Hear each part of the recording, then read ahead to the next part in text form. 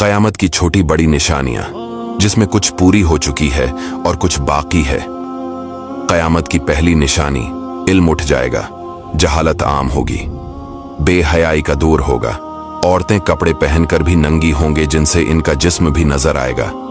जिनाह की ज्यादती होगी, यानी कसरत से बदकारी होगी। मर्द कम होंगे और औरतें ज्यादा, यहां तक कि एक मर्द की सरपरस्ती में 50 औरतें होंगी। मुल्की अरब में खेती और बाग और नहरें जारी हो जाएगी।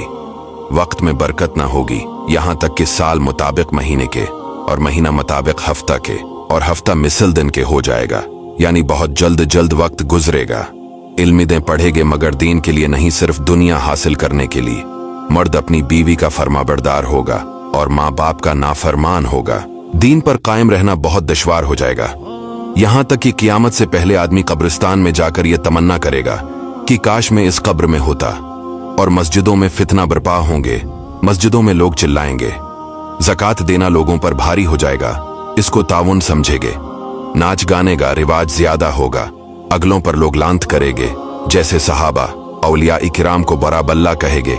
जलील लोग, चरवाहे जिनको तन का कपड़ा पांव की जूतियां नसीब न थी, बड़े बड़े महलों में फख्र करेंगे। तो समझ लेना कि क़यामत करीब आ गई। दोस्तों, नबी करीम सल्लल्लाहु अलैहि वसल्लम ने क़यामत की जो निशानियां बयान की है, इनमें से ज्यादातर पूरी हो चुकी है और चंद एक रहती है जिनका पूरा होना बाकी है, जैसे कि दज्जाल का जाहिर होना, हजरत ईसा का दोबारा जाहिर होना, इमाम मेहदी अलैहिस्सलाम का आना, सूरज का मगरिब से तुलू होना। जब ये सब निशानियां जाहिर हो जाएगी तो समझ लेना क़यामत बहुत करीब आ गई।